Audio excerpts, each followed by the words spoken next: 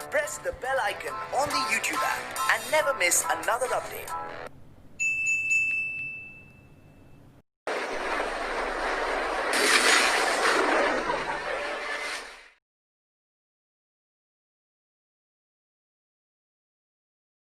Hello students, good morning, welcome to my channel. तो students, आज हम लोग 11th क्लास में मैथमेटिक्स में chapter number 2 relation and function में जो टॉपिक फंक्शन है उस पर डिस्कस करेंगे। इससे पहले हम लोग रिलेशन पे बात कर चुके हैं, कार्डियल प्रोडक्ट, ऑर्डर पेयर पे डिस्कशन हो चुका है।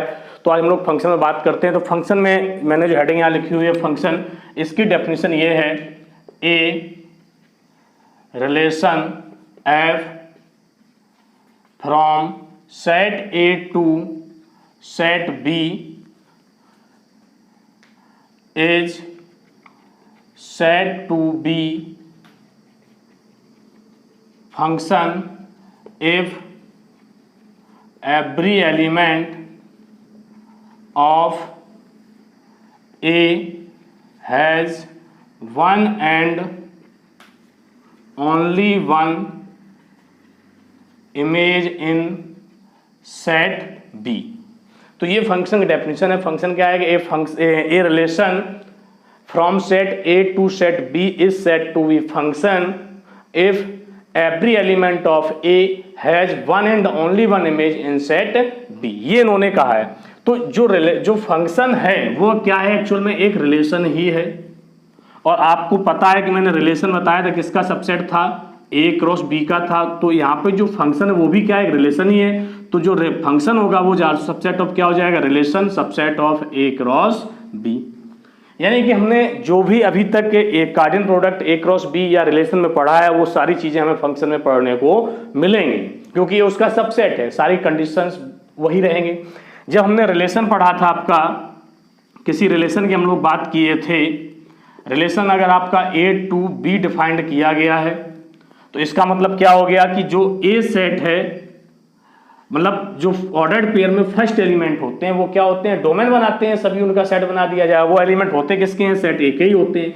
तो जब सेट ए का हर एलिमेंट की इमेज मिलेगी तो जो भी फर्स्ट एलिमेंट मिलेंगे ऑर्डर पेयर के सेट बनाएंगे तो किसके इक्वल हो जाएगा, ए के इक्वल आ जाएगा। तो ये जो सेट ए है ये क्या हो जाता है आपका फंक्शन के लिए, क्या हो जाएगा, ये डोमेन हो जाएगा।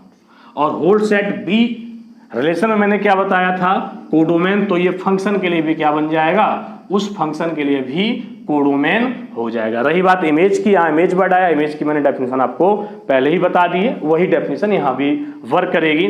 तो जो रिलेशन है वहां पर रिलेशन आर से रिप्रेजेंट किए थे, यहाँ पर रिलेशन किससे रिप्रेजेंट कर दिया गया, एफ से, और वही एफ क्या बन गया, फंक्शन। ठीक, थोड़ा सा और इसमें देखेंगे, F subset of R subset of A cross B.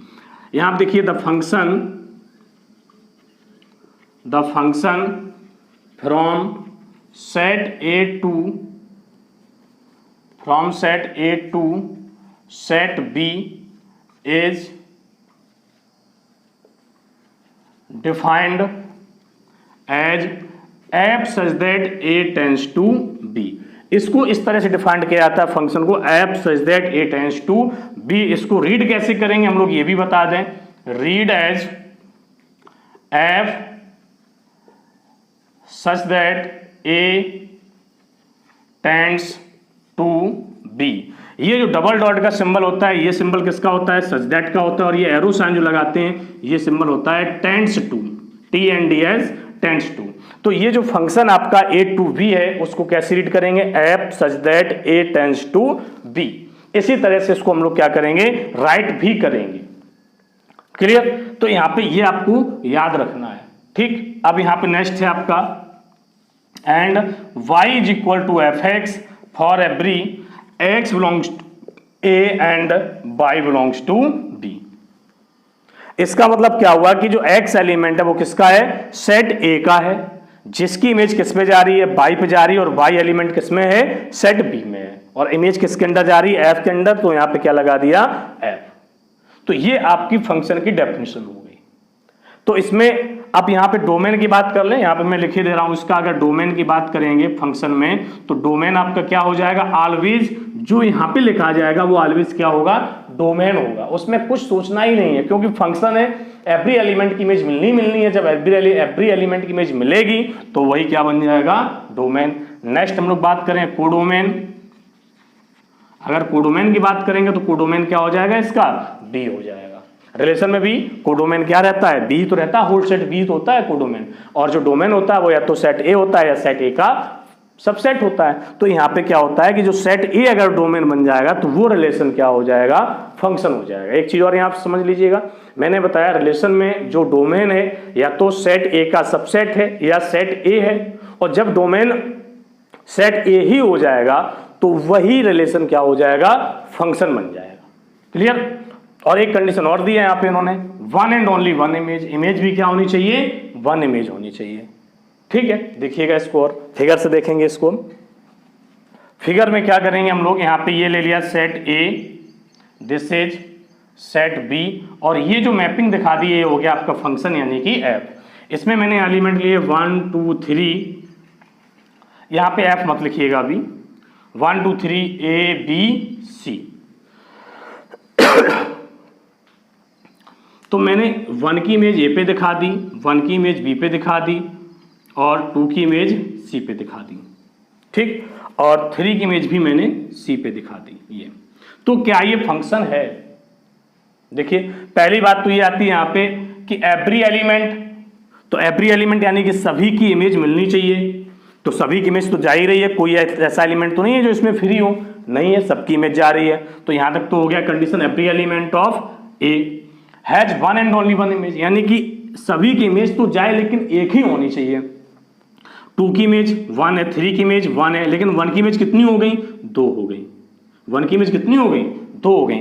तो ये जो फंक्शन है यहाँ पे क्या बन जाएगा, ये इट इज नॉट फंक्शन, ये फंक्शन नहीं है। नेक्स्ट एग्जांपल है A B 1 2 3 4 A B C, ये अब यहां पे देखिए क्या ये फंक्शन है। तो पहले इसकी इमेज हटा दो, ये 1 की इमेज हटा दो ये। ठीक, अब यहाँ पे आपको ये चेक करना क्या ये फंक्शन बनेगा कि नहीं बनेगा। देखिए तो यहाँ पे पहला वर्ड आता है एवरी एलिमेंट ऑफ ए, यानी कि ए के सभी एलिमेंट की इमेज आपको सेट बी में मिलने चाहिए। 1 की इमेज मिल रही है, 3 की इमेज मिल रही है, 2 की इमेज मिल रही है, बट 4 के एलिमेंट जो ऐसा है एक इसमें सेट ए में जिसकी इमेज आपको कहीं नहीं मिल रही है। तो यहाँ पे ध्यान देंगे जब 4 की इमेज नहीं मिल रही कहीं तो ये क्या मिल जाएगा, इट इज नॉट फंक्शन। तो क्या हो गया, ये भी फंक्शन नहीं हुआ। दो ही कंडीशन है, एवरी एलिमेंट की इमेज हो यानी कि कोई भी एलिमेंट इसमें फ्री नहीं होना चाहिए, और दूसरा सबकी इमेज एक एक हो, किसी की 2 ना हो, तभी वो फंक्शन बनेगा, अदरवाइज नहीं बनेगा। तो देखिए यहाँ पे मैंने यहाँ पे एक एलिमेंट 4 फ्री कर दिया जिसकी इमेज इधर नहीं मिल रही है, तो ये फंक्शन नहीं हुआ।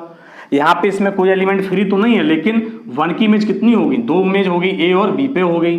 तो ये एलिमेंट, ये जो क्या हुआ, ये आपका फंक्शन नहीं बनेगा। अब आपके दिमाग में एक क्वेश्चन और चल रहा होगा कि सर यहाँ पे 2 3 की इमेज तो सेम हो रही है। बिल्कुल हो रही है, उससे कोई प्रॉब्लम ही नहीं है। 2 3 की इमेज सेम तो हो रही है, लेकिन इमेज तो एक ही है। ऐसा तो नहीं कि 2 की इमेज और कहीं जा रही हो, नहीं जा रही है। 3 की इमेज कहीं और जा रही है, नहीं जा रही। किस पे जा रही है, केवल सी पे जा रही है। तो 2 और मोर देन 2 एलिमेंट्स की इमेज एक पॉइंट पे जा सकती है, फंक्शन में कोई प्रॉब्लम नहीं है। लेकिन एक एलिमेंट की इमेज मोर देन 1 पॉइंट पे अगर जा रही है तो फंक्शन नहीं बनेगा, ये आप समझ लीजिएगा। तो ये भी क्या हो गया, फंक्शन नहीं बनेगा। और समझें आगे,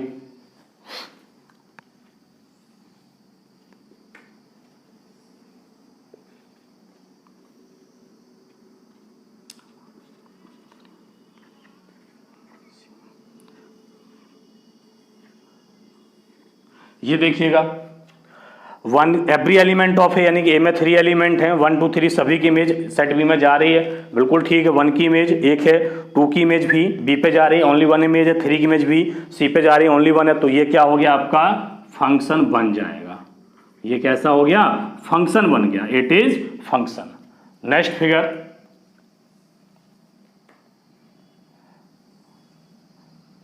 ए बी, मैं यहाँ पे सेट ए बी ही लेके चल रहा हूं। ये थर्ड फिगर हो गया, पहले जो फिगर थे वो फर्स्ट सेकंड हो गया, अब ये फिगर 4th है। यहाँ पे प्रॉब्लम क्या है कि मैं ए और बी जो मैंने सेम सेट रखे इसलिए आपको कंफ्यूजन ना हो, ठीक है। तो यहाँ पे मैंने एलिमेंट लिए 1 2 3 ए बी सी। अब मैं यहाँ पे मैंने एक 4 और डाल दिया, क्लियर। आपको नंबर ऑफ एलिमेंट से भी कंफ्यूजन हो सकता है, तो वो भी आपको मैं दूर कर दे रहा हूँ। तो आपने क्या देखा कि 1 की इमेज ए पे गई, 2 की इमेज बी पे गई, 3 की इमेज सी पे गई एंड 4 की इमेज भी सी पे गई, क्लियर। तो अब आपको ये चेक करना है ये फंक्शन है या नहीं, ये आपको देखना है। तो ऑब्वियसली ये फंक्शन है, क्यों? बिकॉज 1 की इमेज ए पे जा रही, 2 की इमेज बी पे जा रही, 3 4 की इमेज किस पे जा रही, सी पे जा रही है। तो एवरी एलिमेंट ऑफ ए यानी सभी की इमेज आपकी सेट बी में मिल ही रही है। 1 एंड ओनली 1 इमेज, तो 1 की इमेज तो 1 ही तो है, 2 की इमेज 1 है, 3 की इमेज 1 है, 4 की इमेज 1 है, लेकिन 3 4 की इमेज एक ही पॉइंट पे जा रही, इससे कोई प्रॉब्लम नहीं है। तो ये क्या हो गया? Function. It is function, it is function. तो ये आपको याद रखना है, बिल्कुल एकदम कोई प्रॉब्लम नहीं होनी चाहिए। इन केस अब यहां पे एक फिगर और मैं बना लेता हूं।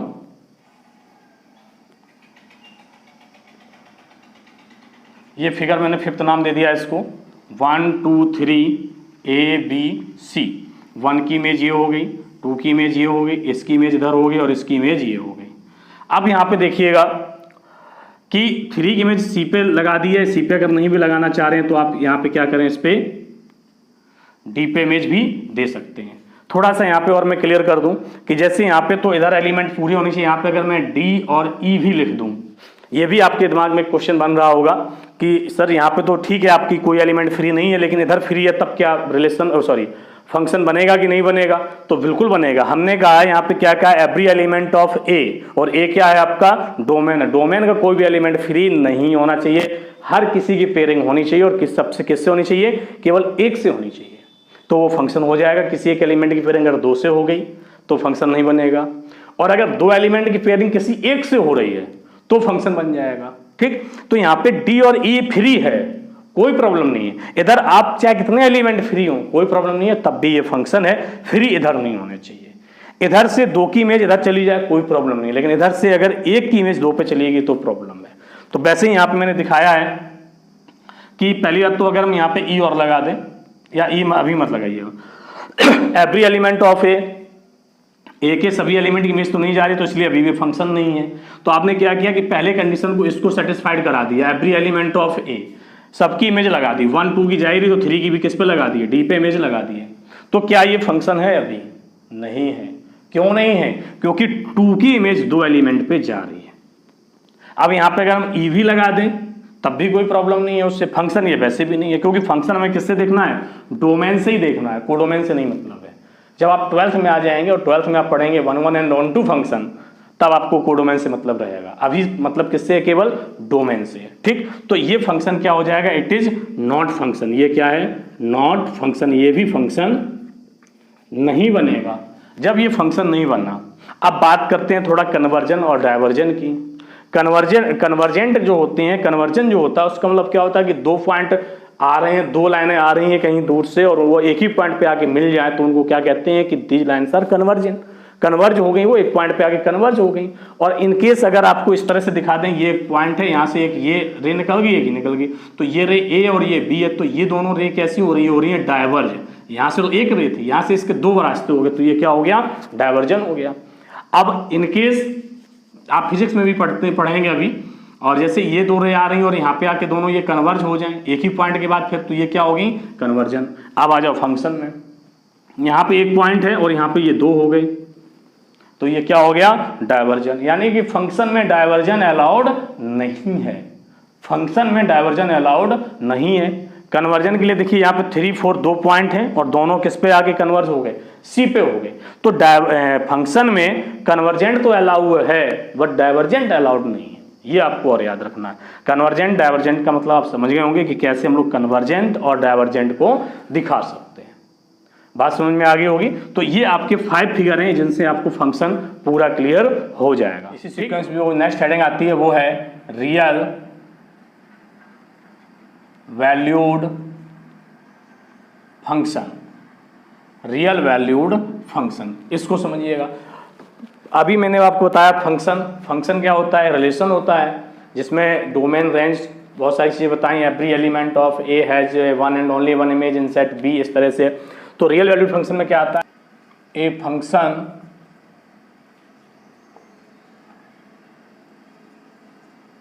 which has either R or one of its subsets as its range is called real valued function, is called real valued function. तो यहाँ रियल वैल्यूड फंक्शन क्या है, a function which has either, यानी एक फंक्शन ऐसा हो जिसका जो रेंज है वो रियल नंबर हो, otherwise subset of real number हो, सबसेट ऑफ रियल नंबर हो, then it is called real valued function. तो उस फंक्शन को क्या कहेंगे हम लोग, रियल वैल्यूड फंक्शन कहेंगे। इसके बाद नेक्स्ट आता है एसीसी का एक और पार्ट आता है, वो एक है और रियल फंक्शन। रियल फंक्शन में इसकी डेफिनेशन क्या है, a function which has either R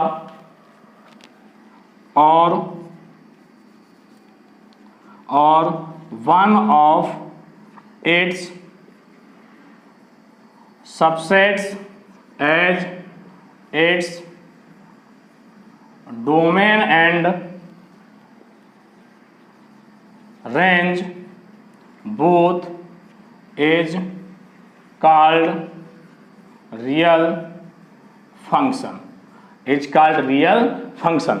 तो देखिएगा यहाँ पे रियल वैल्यूड फंक्शन और रियल फंक्शन में क्या है, दोनों डेफिनेशन आपके सामने लिखी हुई है। रियल वैल्यूड फंक्शन में क्या आता है कि जो रियल नंबर है या उसका कोई सबसेट है वो केवल किसका हो, वो उसका रेंज बने, वो उसका क्या बने, रेंज। तो फंक्शन क्या है, रियल वैल्यूड फंक्शन है।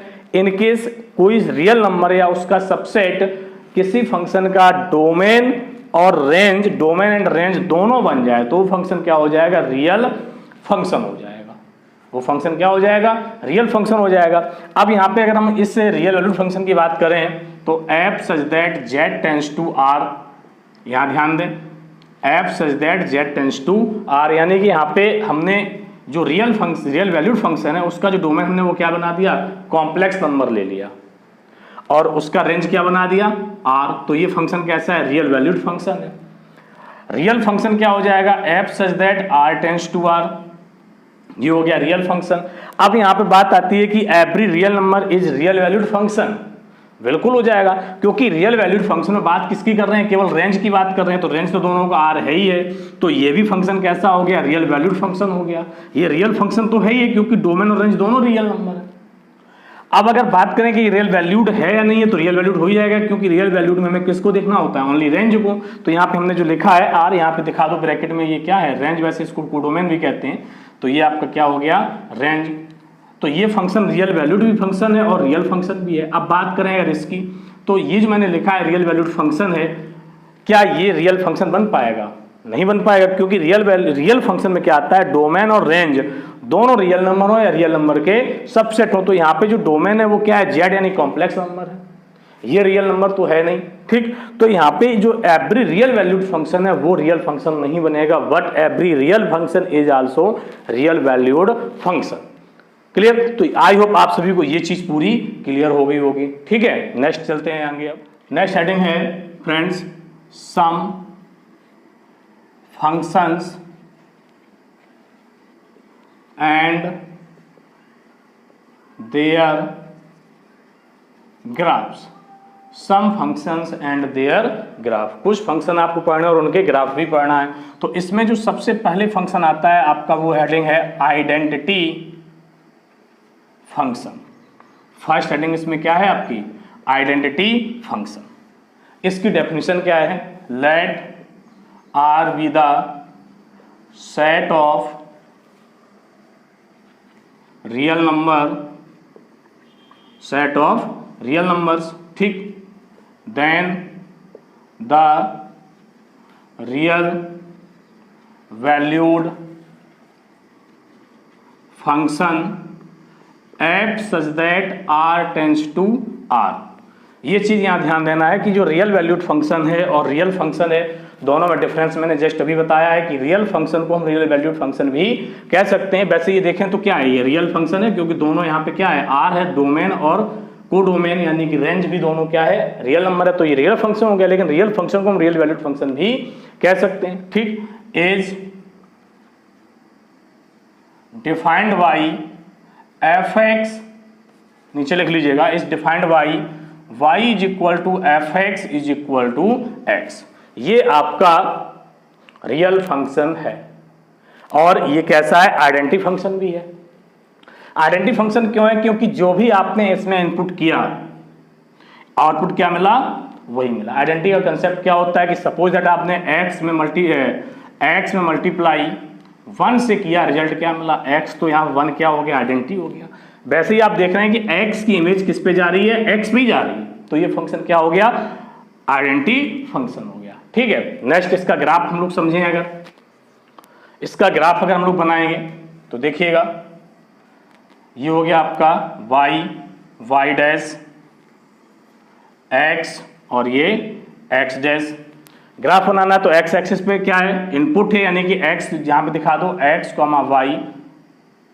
y बिलोंग्स टू r, दोनों क्या हैं, रियल नंबर है। तो x पे क्या आ जाएगा, 1 2 3 4 5, -1 -2 -3 -4 1 2 3 -1 -2 -3। क्लियर, ये हो गया। अब हम लोग जब यहाँ पे x जगह 1 पुट करेंगे तो y इज इक्वल टू क्या मिलेगा, 1, क्योंकि y इक्वल टू डायरेक्ट क्या है, x इज इक्वल टू 2 लिया तो y इक्वल टू क्या मिलेगा, 2। ग्राफ बनाना आप लोग 10th क्लास में पढ़ चुके हैं, तो आप उसको थोड़ा और स्टडी करिएगा। तो जब हमें देखेंगे कि x पे 1 मिल रहा है, x इक्वल टू 1 पे 1, 2 पे 2, 3 पे 3, तो पॉइंट जो आपके मिलेंगे वो सभी ये पॉइंट मिलेंगे इस तरह से।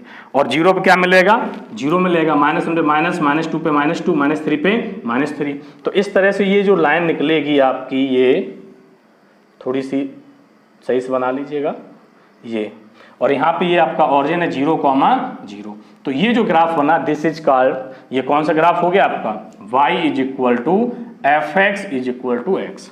आपने 10th क्लास में ग्राफ पढ़ा है कि अगर आप y equal to X line draw करते हैं तो ये तो लाइन मिलती है। यहाँ से अगर इस तरह से ड्रॉ करेंगे तो क्या हो जाएगा, y is equal to -x हो जाएगा। तो उसमें कोई प्रॉब्लम नहीं है, आपको आपको समझ में आ गया हो। तो ये हो गया आपका आइडेंटिटी फंक्शन का पूरा ग्राफ हो गया।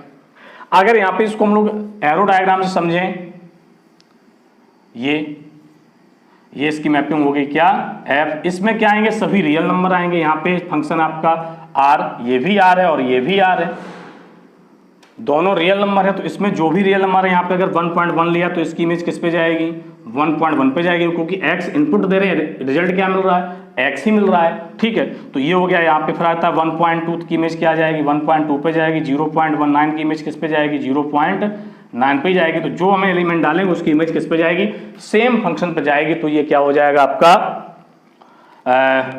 आइडेंटिटी फंक्शन बन जाएगा। ठीक है, तो फ्रेंड्स अभी सेकंड पॉइंट आपका आता है इसमें कांस्टेंट फंक्शन। कांस्टेंट फंक्शन, तो इसकी डेफिनेशन क्या है, इसको समझिएगा।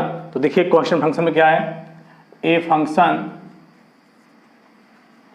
f such that r tends to r is defined by y is equal to fx is equal to k, where k some real number, and small x belongs to capital R। तो यहाँ पे देखिए ये जो function है, यहाँ पे f such that r tends to r है, तो ये फंक्शन कैसा हो गया, रियल वैल्यू फंक्शन हो गया, या फिर इसको हम लोग रियल वैल्यूड फंक्शन भी कह सकते हैं। Is said to be is defined y is equal to F X equal to k, where k some constant x belongs to r is called constant function. तो ये फंक्शन क्या हो गया आपका, कांस्टेंट फंक्शन हो गया। इसका मतलब क्या हुआ कि हम x की वैल्यू कुछ भी पुट करें, इमेज सभी की किस पे जाए, सेम पॉइंट पे जाए, और वो एक ही पॉइंट पे जाए। तो हम लोग सबसे पहले अगर यहाँ पे एरो डायग्राम से अगर बात करें, देखिए ये मैपिंग हो गई आपकी f r आर, इसमें क्या है रियल नंबर है 1.1, 2.1, 3.1, 4.1, -2, -3, -4, इन सब की इमेज किस पे जाए, के पे जाए। बल्कि इसमें है तो बहुत सारे रियल नंबर इसमें भी आएंगे, लेकिन इसका जो रेंज है, रेंज आपको क्या मिलेगा, सिंगलटन सेट के मिलेगा। तो सभी की इमेज किस पे जाए, के पे ही जाए, के पे ही जाए। तो इसका ग्राफ कैसे बनेगा, x dash x, y dash y, 1 2 3, -1 -2 -3, और इन सबकी इमेज आल पॉजिटिव रियल नंबर और आल नेगेटिव रियल नंबर की जो इमेज जा रही है वो किस पे जा रही है, के पे। तो के इज इक्वल टू क्या हो सकता है, रियल नंबर है 1 2 3 4 5, कुछ भी हो, एक ही हो। तो जब हर जगह एक ही वैल्यू मिलेगी तो जो लाइन मिलेगी आपको वो क्या मिल जाएगी, ये हो जाएगी। और ये लाइन आपकी कौन सी होगी, y इज इक्वल टू के लाइन हो गई। तो ये आपका जो सेकंड पॉइंट था कांस्टेंट फंक्शन, आई होप आप सभी को ये समझ में आ गया होगा। नेक्स्ट है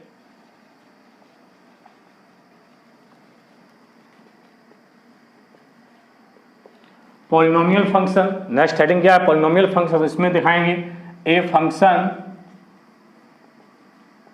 f such that r tends to r is said to be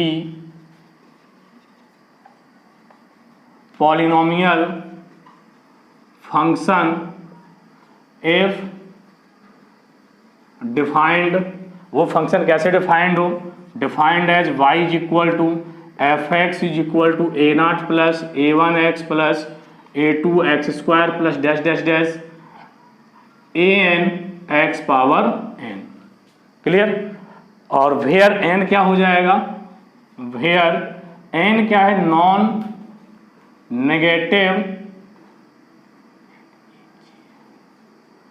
negative integer.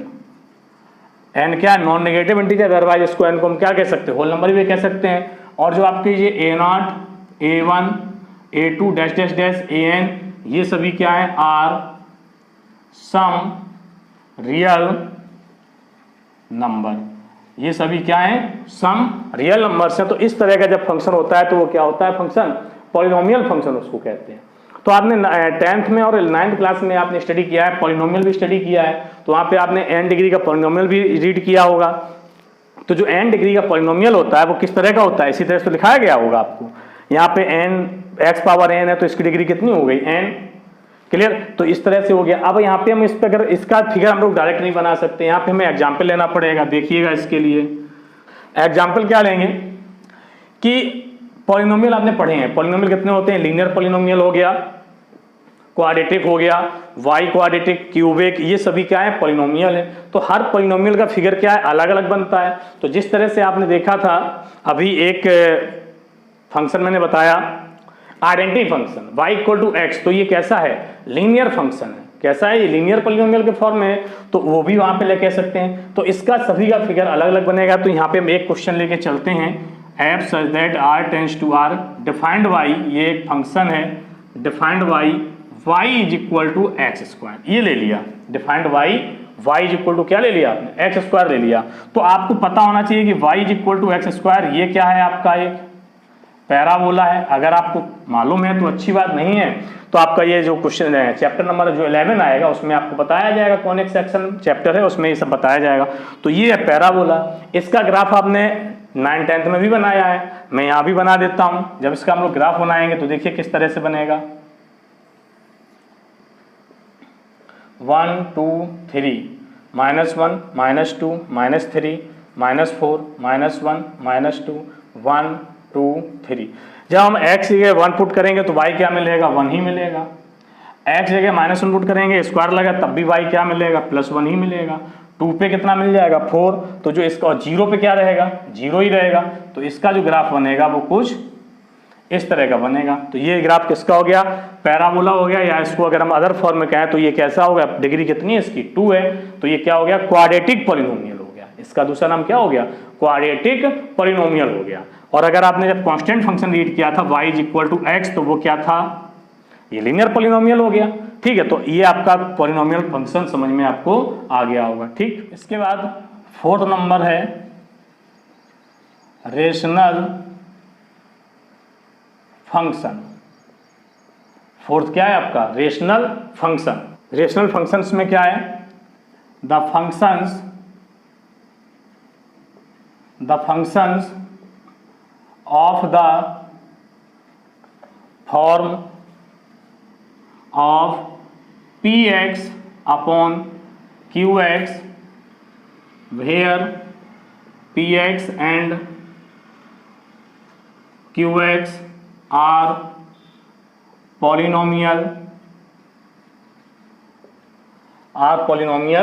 function of x defined in the domain and provided qx does not equal to 0 are called rational function,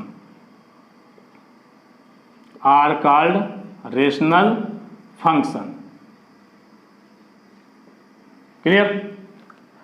तो अब यहां पे ध्यान दो कि rational function, आप लोगों ने रेशनल नंबर तो पढ़ा है, बहुत अच्छे से पढ़ा है। आई होप आप सभी को उसकी डेफिनेशन भी पता होगी।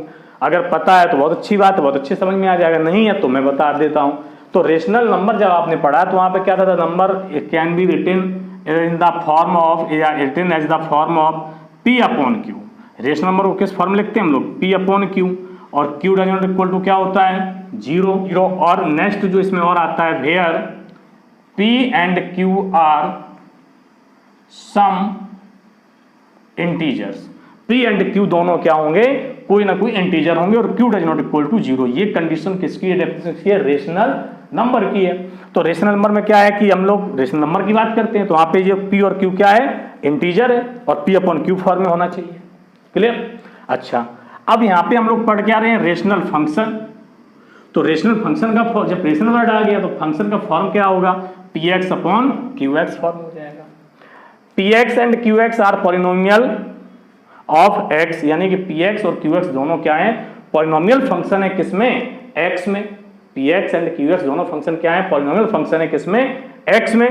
और उसके डोमेन में जो डेफिनेशन है और दिया है कि provided qx does not equal to 0, यानी कि जो पॉलिनोमियल है qx वो 0 ना हो, उसकी वैल्यू क्या हो, 0 ना हो, आर कॉल्ड रेशनल फंक्शन। तो इस तरह के जो फंक्शन होंगे वो क्या होंगे, सभी रेशनल फंक्शन हो जाएंगे। अब हम लोग बात करते हैं इस पे एक एग्जांपल अगर ले लिया जाए, इसका ग्राफ भी अलग अलग तरह का बनेगा, हर फंक्शन में अलग तरह का ग्राफ बनेगा।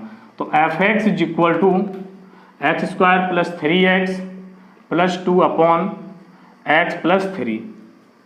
तो ये जो पूरा फंक्शन है ये कैसा हो गया आपका, रेशनल फंक्शन। ये फंक्शन कैसा है, रेशनल फंक्शन है। तो जो यहाँ px है, यानी कि px इज इक्वल टू क्या मिल गया आपको, x square plus 3x plus 2। ये क्या है, पॉलिनोमियल है। कैसा पॉलिनोमियल है, क्वाड्रेटिक। तो यहाँ दिखा देंगे, लिख दीजिए इसका नाम, क्वाड्रेटिक पॉलिनोमियल। नहीं भी दिखाएंगे तब भी कोई प्रॉब्लम नहीं है। Clear. qx is equal to क्या मिलेगा, डिवाइड में क्या आ रहा है, x प्लस 3, और ये भी क्या है, पॉलिनोमियल। और ये कैसा है, लीनियर।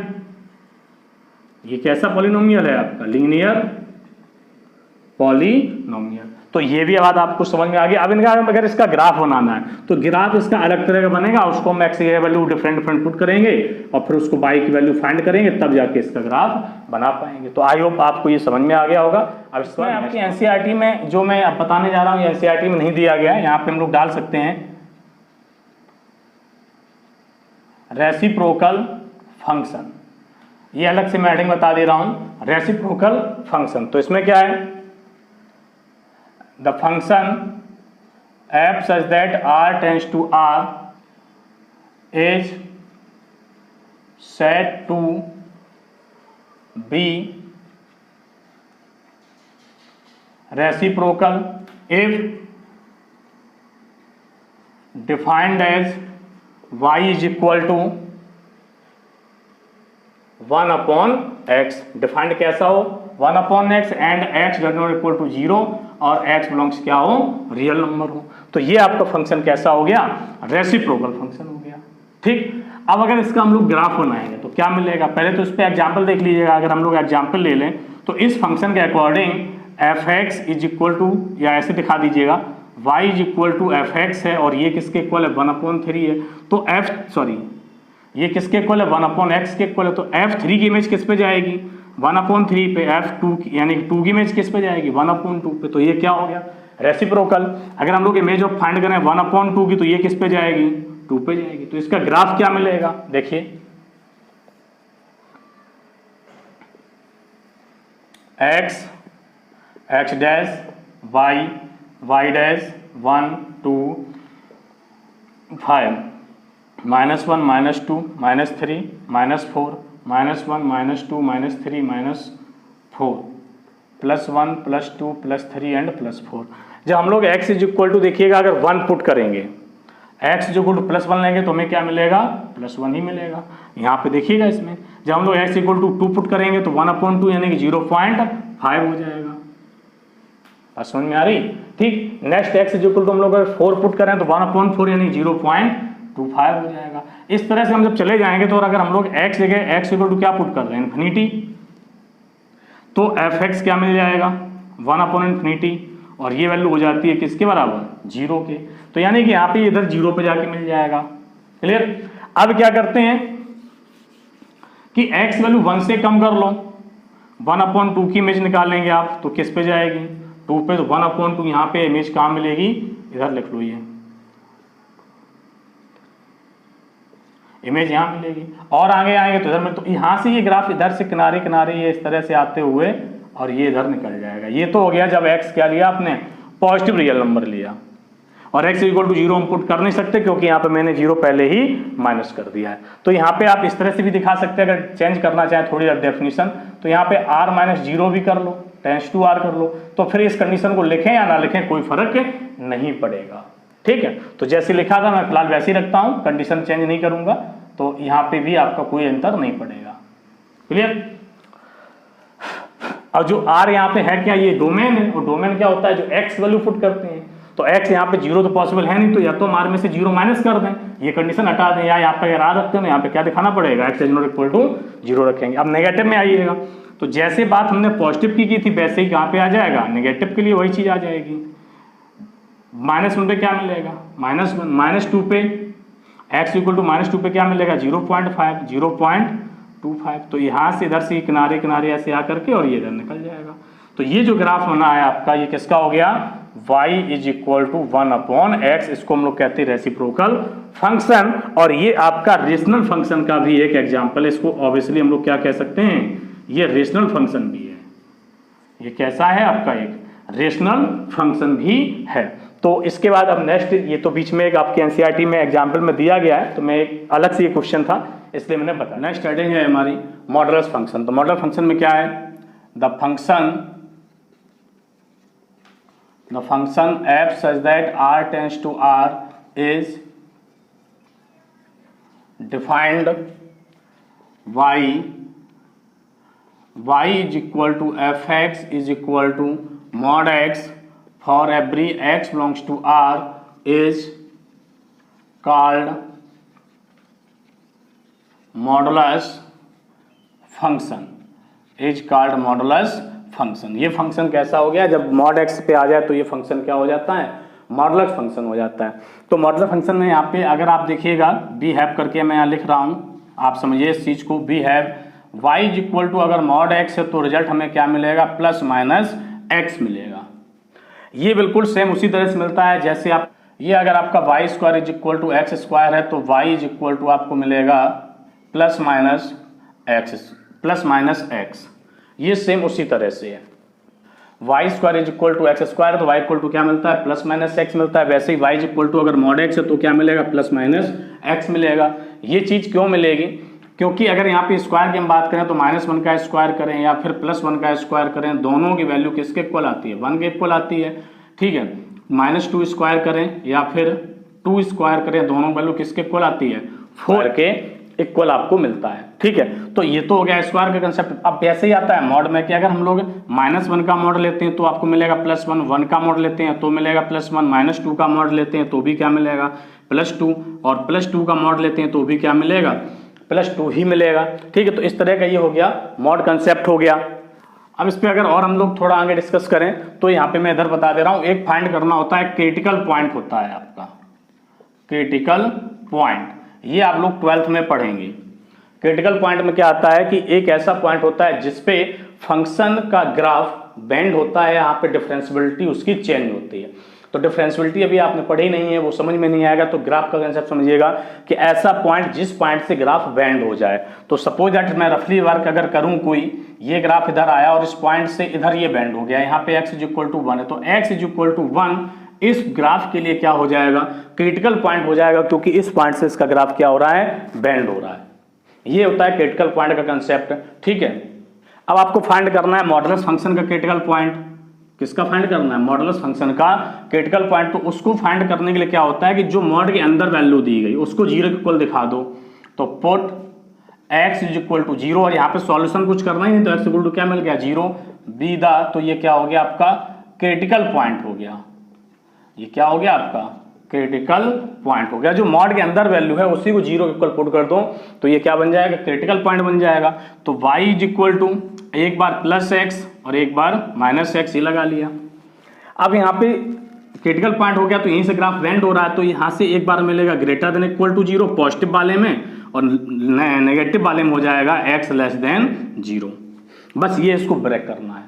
अब यहाँ पे कहोगे ये +- x कैसे आ गया, x < 0 यानी कि x = -2 लिया गया, तो ये क्या है, <0 है, तो y = क्या लिया जाएगा, ये वाला, तो एक ये माइनस और x जगह -2 पुट करेंगे तो क्या मिल जाएगा आपको, +2 मिल जाएगा। तो ये ध्यान रखना, यहाँ पे ये x की वैल्यू <0 है, तो अगर यहाँ पे -2 लिया मैंने तो -2 नेगेटिव है, तो यहाँ माइनस लगा तो ये माइनस लगा, -2 पुट किया तो ये क्या हो गया, +2 हो गया, ठीक है। अब इसका हम लोग बनाते हैं ग्राफ। तो ग्राफ देखिएगा इसका,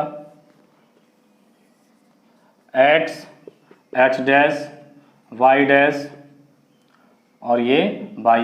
तो ग्राफ हम लोग जब बनाएंगे तो रियल नंबर है, x क्या रियल नंबर ही है, तो 1 2 3 4 -1 -2 -3 -4 -1 -2 -3 1 2 3 4, ये हो गया। तो अभी जब हम लोग यहाँ पे देखिएगा x वैल्यू अगर 0 लेते हैं तो ये पॉइंट मिल जाएगा, 1 पुट करेंगे तो यहाँ 1 ही रहेगा, तो 1 पे 1 2 पे 2 3 पे 3, इस तरह से हो गया। भाई नेगेटिव डायरेक्ट समझा, हम x जगह क्या पुट करेंगे, -1, तो यहाँ मॉड लगा है, -1 यहाँ पुट करेंगे तो डायरेक्टली क्या हो जाएगा, +1 हो जाएगा। अदर हम लोग यहाँ से अदरवाइज यहाँ से फाइंड करते हैं, तो -1 = क्या मिला, +1, x जगह क्या किया, -1 पुट किया, क्योंकि x < 0 है, -1 < 0 है, तो यहाँ पे क्या मिलेगा आपको, ये वैसे ही -2 पे क्या मिलेगा 2, -3 पे क्या मिलेगा 3, क्लियर। तो अब क्या किया कि इन पॉइंट्स को इस तरह से मिलाते हुए यहाँ पे ले आए और ये यहाँ से निकाल दिया आगे। तो ये जो ग्राफ बना ये किसका बन गया, y = mod x का ग्राफ बन गया। अब यहाँ पे बेंड कहाँ से हो रहा है, x = 0 से, तो x = 0 जो है वो इसका क्या होगा, क्रिटिकल पॉइंट। मैंने यहाँ भी दिखाया x = 0 be the critical point, तो वो इसका हो गया एक क्रिटिकल पॉइंट। अब इस पे एक अलग टाइप का थोड़ा सा और देखते हैं, एग्जाम्पल ले लेते हैं। देखिए f such that r tends to r, y = fx = mod x - 2, ये मैंने ले लिया, mod x - 2 कर लिया। अब यहाँ से देखिएगा जब y = आपका mod x - 2 है, जब हम लोग इसको ब्रेक करेंगे तो y = क्या मिलेगा, ± ब्रैकेट में x - 2, यही तो मिलेगा, mod हट जाएगा, क्लियर। अब हमें यहाँ पे दिखाना है क्रिटिकल पॉइंट फाइंड करना है ग्राफ बनाने के लिए। तो क्रिटिकल पॉइंट से क्या मिलेगा, पुट, मैंने कहा जो मॉड के अंदर वैल्यू उसको किसके इक्वल दिखाना है, 0 के इक्वल पुट करेंगे। तो जब 0 के इक्वल पुट करेंगे तो x - 2 = क्या दिखाएंगे, 0, तो x = क्या मिल गया 2, यानी कि x = 2 हो गया इसका क्रिटिकल पॉइंट। अब देखिएगा y = एक बार आपका रहेगा प्लस में x - 2 और दूसरे में हो जाएगा -x - 2, प्लस माइनस लगा, एक बार प्लस ले लिया एक बार माइनस ले लिया। अब प्रॉब्लम यह है कि यहाँ पे जो कंडीशन लिखते हैं वो क्या लिखी जाएगी, इफ के बाद। तो इफ में जो क्रिटिकल पॉइंट क्या मिला है 2, तो प्लस वाले में ले लिया जाएगा > और इक्वल टू 2, माइनस वाले में क्या लग जाएगा x < 2। तो ये बात आपको समझ में आ गई होगी कैसे हम ब्रेक करते हैं, जो मॉड के अंदर वैल्यू है उसी को क्या दिखाना है, 0 के इक्वल दिखाना, वहां से मिलेगा आपका क्रिटिकल पॉइंट। अब इसका जब हम लोग ग्राफ बनाएंगे देखिएगा, x dash y dash y 1 2 3 4 5 -1 -2 -3 -4 1 2 3 4 5 नीचे -1 -2। ठीक है, इसका ग्राफ बनाएंगे हम लोग। तो सबसे पहले हम लोग x इक्वल टू अगर 1 पुट करें, x इक्वल टू 1 पुट करेंगे तो 1 क्या है, 2 से लेस है। x इक्वल टू 1 क्या है, 2 से लेस है, तो 2 से लेस फंक्शन क्या है ये, तो यहाँ पे -1 -2 करेंगे तो 1 -2 क्या मिला, -1 और माइनस बाहर है तो क्या हो जाएगा +1, यानी कि 1 पे क्या मिलेगा आपको +1 मिलेगा। वैसे ही डायरेक्ट यहाँ रखेंगे तो 1 -2 -1 मॉड लगा तो क्या हो जाएगा +1। 2 पुट करेंगे, इक्वल टू है, इक्वल में यहाँ पुट करेंगे 2 -2 0, यहाँ से भी क्या मिल जाएगा 0, तो ये मिल गया आपका 1 पॉइंट। 3 पुट करेंगे, 3 क्या है 2 से ग्रेटर है, 3 2 से ग्रेटर, तो यहाँ पुट करेंगे तो 3 -2 क्या मिलेगा 1, यानी 3 पे क्या मिलेगा 1, 4 पे ऐसे क्या मिल जाएगा 2, 5 पे मिल जाएगा 3। इधर आइए -1 हम लोग पुट करेंगे तो -1 भी क्या है 2 से लेस ही तो है, तो -1 यहाँ पुट करेंगे तो यहाँ भी लग जाएगा -1 -2 -3 और बाहर माइनस तो क्या हो गया +3। यहाँ पुट करके देखो -1 -2 -3 मोड लगा तो क्या हो गया +3, यानी -1 पे हमें क्या मिलेगा, और 0 पे 0 भी पुट 0 नहीं किया है, 0 भी करके देख लो, 0 पुट करेंगे यहाँ पे या इसमें तो ये माइनस क्या हो जाएगा +0 पे रहेगा 2 और -1 पे रहेगा आपका ये 3।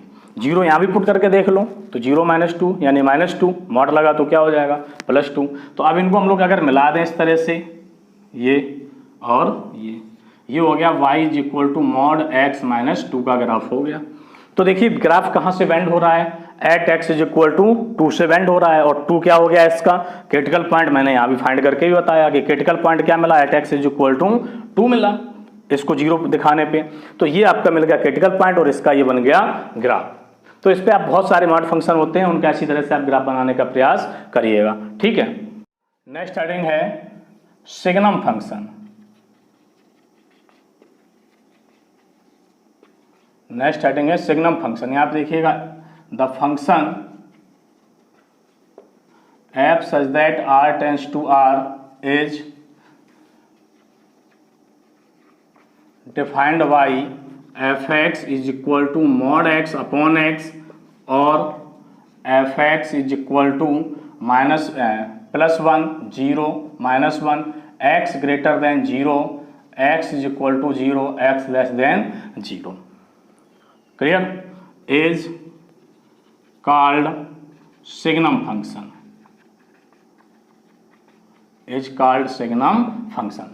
तो यहाँ पे mod x अपॉन x है, तो mod x का कंसेप्ट क्या होता है, मैंने बताया कि जब ग्रेटर देन 0 है तो +x, जब लेस देन 0 है तो -x, तो ग्रेटर देन 0 +x रखेंगे तो x कट के क्या मिल गया +1 हो गया। लेस देन 0 है तो यहाँ पे क्या पुट करेंगे -x, तो x कट के क्या मिल जाएगा -1, 0 पे क्या हो जाएगा 0, ये होता है बने वैसे यहाँ पे बनेगा 0.0, लेकिन ये काउंट क्या किया गया है 0। तो क्लियर, ये हो गया सिग्नम फंक्शन। अब इसका अगर हम लोग ग्राफ की बात करें, ग्राफ देख लीजिएगा इसका, x dash y dash y 1 2 3 4 5 -1 -2 -3 -4 1 2, यहाँ 0 है, -1 -2 -3। क्लियर। अब देखिएगा कि यहाँ पे जब x इज इक्वल टू तो है नहीं, इक्वल टू 0 है नहीं, ये ध्यान रखिएगा, इक्वल टू 0 है नहीं, 0 पे क्या है 0 है तो ये पॉइंट बना दिया। 0 से जैसे ही हम ग्रेटर होते हैं यानी कि 0.1 भी अगर हम वैल्यू काउंट करते हैं तो तुरंत में fx क्या मिलेगा, यानी y क्या मिलेगा 1 मिलेगा। ये बात समझिएगा कि जैसे हमने कहा कि एट x इक्वल टू 0 पे आपको क्या दिखा रहा है y 0, और जैसे ही x इक्वल टू 0.1 लिया तो ये क्या हो गया ग्रेटर देन 0 हो गया, तो y क्या मिल जाएगा आपका ग्रेटर देन 0 पे क्या है 1 है, तो ये क्या मिल गया +1। तो यानी कि +1 पे हमें यहाँ पे दिखाना पड़ेगा कैसा ओपन, ये आपने पढ़ा है open interval close interval first chapter में, वहां से हो जाएगा। अब हम देखें यहाँ पे 0 से ग्रेटर 1 2 3 4 कुछ भी पुट करें तो इमेज किस पे जाएगी 1 पे ही तो जाएगी, और तो कहीं जाएगी नहीं, तो यहाँ से क्या होगा ये लाइन सीधी इस तरह से निकल जाएगी। क्लियर। अब बात करते हैं हम लोग नेगेटिव डायरेक्शन में, तो जैसे ही हम लोग -0.1 की बात करें तो y इक्वल टू क्या मिल जाएगा -1, तो यहाँ भी क्या करना पड़ेगा ओपन, और इस पे इधर आपको लाइन ये ड्रॉ कर दिया, तो ये ग्राफ बन गया आपका सिग्नम फंक्शन का ग्राफ बन के तैयार हो गया। ठीक है, नेक्स्ट पॉइंट है इसमें ग्रेटेस्ट इंटीजर फंक्शंस। तो ग्रेटेस्ट इंटीजर फंक्शन में क्या है, the function f such that r tends to r defined by y is equal to fx is equal to, इस तरह से ये सिंबल होता है लार्ज ब्रैकेट, ये सिंबल होता है ग्रेटेस्ट इंटीजर, और यहाँ दिखाएंगे for every x belongs to r, और उसके बाद एज्यूम दैट, थोड़ी और इसकी कंडीशन दिखेगा, assume that the value of greatest integer less than और equal to x, less than और इक्वल टू x। नेक्स्ट है such functions is called greatest integer, such function is called greatest integer function. Clear? तो ये आपका इस तरह से बन गया। अब यहाँ पे प्रॉब्लम बड़ी आ गई कि ग्रेटेस्ट इंटीजर है क्या, और x क्या है, रियल नंबर है, तो रियल नंबर में भी रहेगा। तो ये जो सिंबल है आपका, ये जो सिंबल है ये किसका है, फिर मैं बता दे रहा हूँ, ये सिंबल है आपका ग्रेटेस्ट इंटीजर का सिंबल है। ये सिंबल किसका है, ग्रेटेस्ट इंटीजर का सिंबल है। अब अगर हम यहाँ पे जीरो की बात करें तो इसकी वैल्यू क्या मिलेगी, जीरो ही मिलेगी। 1.1 की बात करें तो इसकी वैल्यू क्या मिलेगी, देखिए ग्रेटेस्ट इंटीजर, मैक्सिमम में इंटीजर क्या है, डेसिमल नहीं हमें काउंट करना, इंटीजर क्या है 1, तो इसकी वैल्यू क्या मिल जाएगी 1। 2.3 है तो इसकी वैल्यू कितनी मिल जाएगी 2, इंटीजर यही है, ये डेसिमल है, ये इंटीजर है, तो इस तरह से काउंट कर सकते हैं।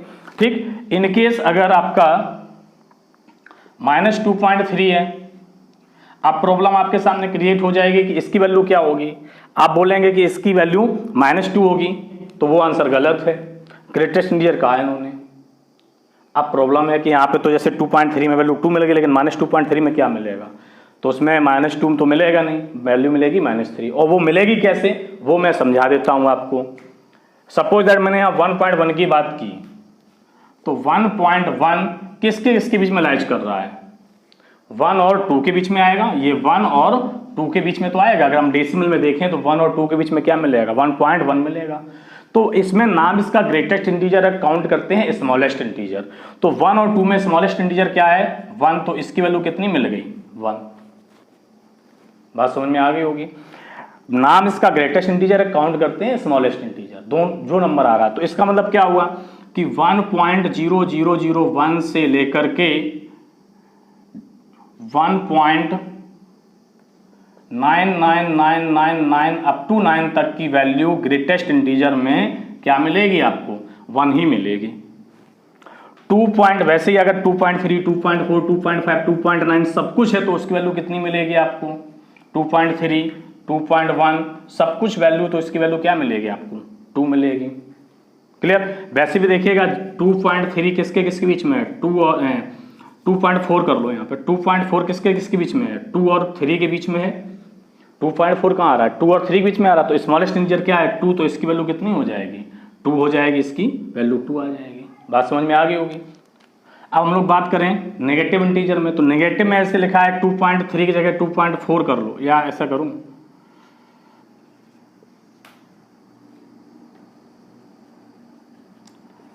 -2.4 ले लिया, -2.4 किसके बीच में आएगा -2 और -3 बीच में आएगा। -2.4 जो नंबर है रियल नंबर वो किसके बीच में आएगा -2 और -3 के बीच में आएगा।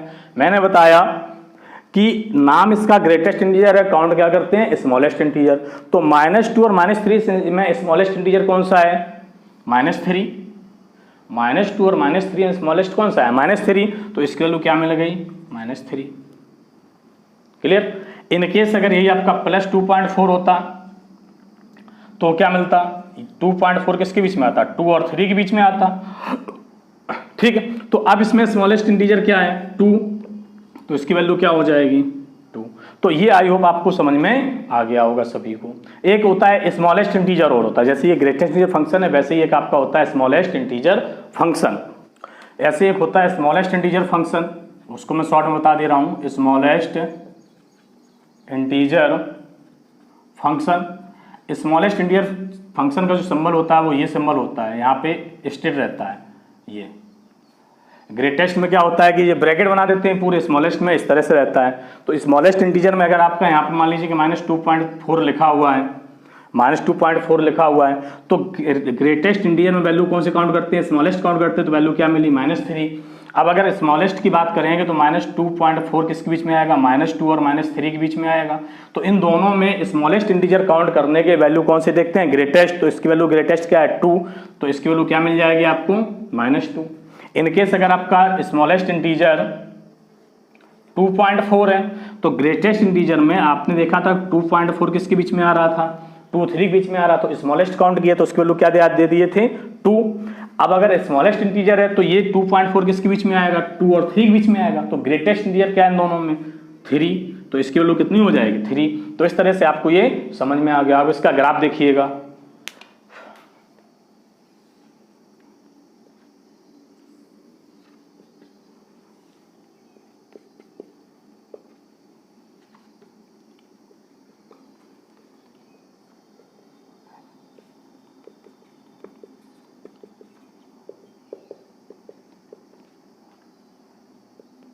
-1 -2 -3 -4।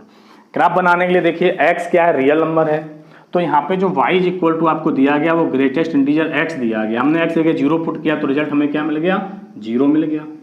ठीक, अब हम x is equal to 0 to 0.999 put करेंगे तो रिजल्ट हमें क्या मिलेगा, y इज इक्वल टू क्या मिलेगा 0 ही मिलेगा, क्योंकि इन सबकी वैल्यू ग्रेटेस्ट इंटीजर वैल्यू क्या मिलेगी 0 ही मिलेगी, बिकॉज ये 0 1 के बीच में लाइज करेगा तो स्मॉलेस्ट इंटीजर क्या हो जाएगा 0, और काउंट क्या करते हैं ग्रेटेस्ट इंटीजर, नाम है ग्रेटेस्ट इंटीजर, काउंट करते हैं स्मॉलेस्ट इंटीजर, तो इसके वैल्यू मिलेगी 0। तो यहाँ तक तो रहेगी 0, और जैसे ही हम x की जगह 1 पुट करेंगे तो y हमें क्या मिलेगा डायरेक्ट 1। तो यहाँ पे हमने ये कर दिया ओपन, 1 पे 1 नहीं है, तो जैसे ही हमने x की जगह 1 पुट किया तो y हमें क्या मिल गया 1, हम आ गए इस पॉइंट पे। अब 1 से लेके 1.99999 जितना भी आएगा वहां तक वैल्यू आपको क्या मिलेगी, y इज इक्वल टू क्या मिलेगा 1 ही मिलेगा। तो हम लोग जाएंगे कहाँ तक, 2 के सामने तक जाएंगे, जैसे ही 2 के सामने आएंगे वहां पे क्या कर देंगे ओपन करके छोड़ देंगे। तो जैसे x जगह 2 पुट करेंगे तो कहाँ पहुंच जाएंगे हम लोग 2, फिर 2 से कहाँ तक जाना है 3 तक, फिर 3 से 4 तक, फिर 4 से 5 तक, इसी तरह से आगे बढ़ता चला जाएगा। अब आइए नेगेटिव डायरेक्शन में, नेगेटिव डायरेक्शन में क्या है कि जब हम लोग x इक्वल टू आपका ये x है, x इक्वल टू -1 हम लोग पुट करेंगे तो y कितना मिलेगा -1 ही तो मिलेगा, तो ये मिल गया -1। अब हम लोग नेगेटिव डायरेक्शन की बात करते हैं, तो जैसे हम लोग x is equal to -0.1 put करेंगे तो y क्या मिल जाएगा y इज इक्वल टू -0.1 पे ग्रेटेस्ट इंटीजर। और ये देखिए कि -0.1 है वो किसके बीच में आ रहा है 0 और -1 के बीच में आ रहा है। मैंने बताया आपको कि ये नाम इसका ग्रेटेस्ट इंटीजर फंक्शन है, लेकिन वैल्यू कौन सी काउंट करते हैं स्मॉलेस्ट। तो 0 -1 में स्मॉलेस्ट क्या है -1, तो -0.1 की वैल्यू क्या हो गई -1। तो जैसे ही हम लोग 0 से जस्ट इधर मूव करेंगे तो वैल्यू क्या मिल जाएगी -1, लेकिन 0 को -1 नहीं मिलेगी तो यहाँ पे रहेगा ओपन, और ये लाइन कहाँ तक आएगी -1 तक आएगी। -1 से जैसे ही हम लोग और कम जाएंगे -1.1 पे पहुंचेंगे तो वैल्यू कितनी मिल जाएगी -2। तो यहाँ पे -2 पे ये यहाँ के दिखाएंगे ओपन, और ये लाइन इधर आएगी, सीधी रखिएगा इसको स्ट्रेट, ये लाइन ये हो गई। नेक्स्ट और आगे बढ़ेंगे -3 पे ये, नेक्स्ट -4 पे ये। तो इस तरह से आप देख रहे हैं कि ये ग्रेटेस्ट इंटीजर फंक्शन का ग्राफ बनके तैयार हो गया है, और आई होप आप सभी को समझ में भी आ गया होगा। ठीक है, नेक्स्ट हेडिंग आती है algebra of function, algebra of function. तो स्टूडेंट्स आपको एक बात ध्यान रखना है कि अलजेब्रा ऑफ फंक्शंस में आपको फंक्शंस की नहीं, अलजेब्रा का मतलब मैं अब आपको बता दूं क्या है कि हम जब भी कहीं भी किसी भी पॉइंट पे किसी भी टॉपिक पे जब अलजेब्रा स्टडी करते हैं तो अलजेब्रा में आपको 5 पॉइंट रीड करने होते हैं। सबसे पहले आपका होता है एडिशन, फिर होता है सब्ट्रैक्शन, मल्टीप्लिकेशन, डिवाइडेशन और multiplication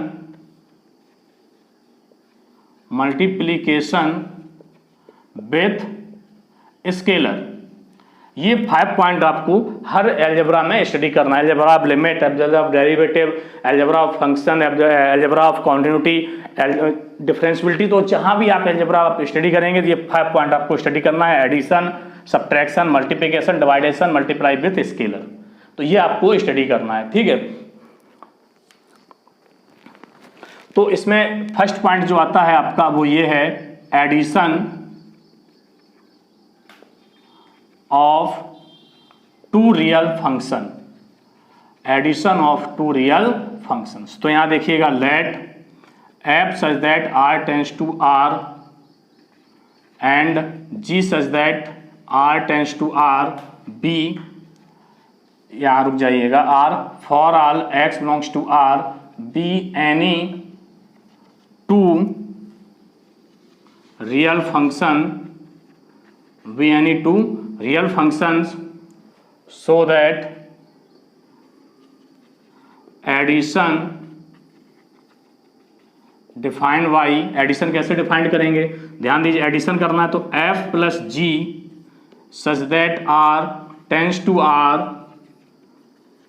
defined by f plus G x is equal to F X plus G X. तो ये हो गया आपका addition of two real function, clear. अब हम यहाँ पे नेक्स्ट आता है आपका सेकंड पॉइंट, क्या आ जाएगा, सब्ट्रैक्शन। तो उसको देखिएगा, सेकंड पॉइंट है हेडिंग में subtraction of two real function. तो यहाँ पे ये चीज वही रहेगी, let F such that R tends to R and ji such that R tends to R for all X belongs to R be any two real functions. यहाँ पे दिखाएंगे so that the subtraction of functions defined by, कैसे define करेंगे, तो यहाँ पे हो जाएगा F minus ji such that R tends to R defined by F minus G x is equal to F X minus G x. ये हो गया आपका क्या, सब्ट्रैक्शन हो गया। अब इसके बाद क्या आता है, मल्टीप्लिकेशन। थर्ड पॉइंट है multiplication of two real function. तो ये लैंग्वेज मैं बार बार नहीं लिख रहा हूं, एक बार लिख दिया वही आपको समझ में आ जाएगी, आप इसलिए आपको आसानी भी रहेगी, वही सब कुछ रहेगा। यहां पे दिखाएंगे so that multiplication of functions, multiplication of functions में क्या आ जाएगा, f dot g such that R tends to R defined by f dot g x is equal to F x dot g x. ये हो गया आपका multiplication. यहाँ पे f डॉट जी दोनों को मल्टीप्लाई किया तो दोनों की डेफिनेशन है एफ एक्स और जी एक्स, उन दोनों का आपस में क्या हो जाएगा, मल्टीप्लाई हो जाएगा। हेडिंग है multiplication by a scalar.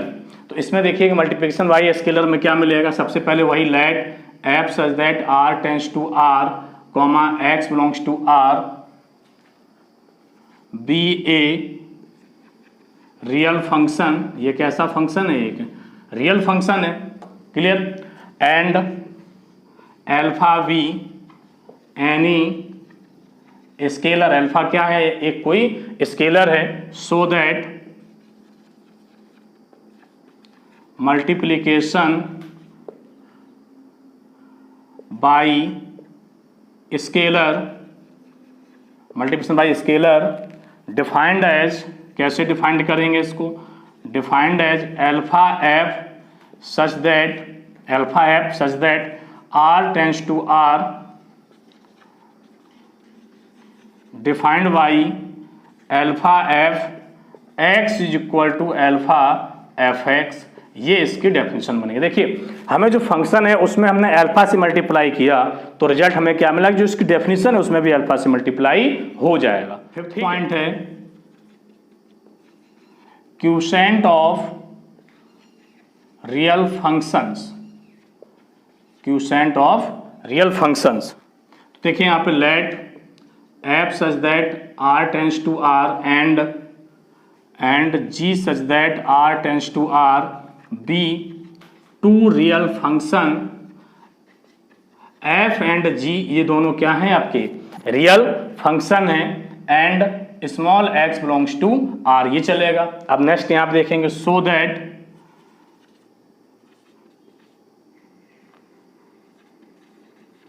Quotient of functions, quotient of functions, quotient of functions क्या होगा? क्यूसेंट मतलब क्या है? डिवाइड करना। क्यूसेंट मतलब क्या हुआ? डिवाइड करना।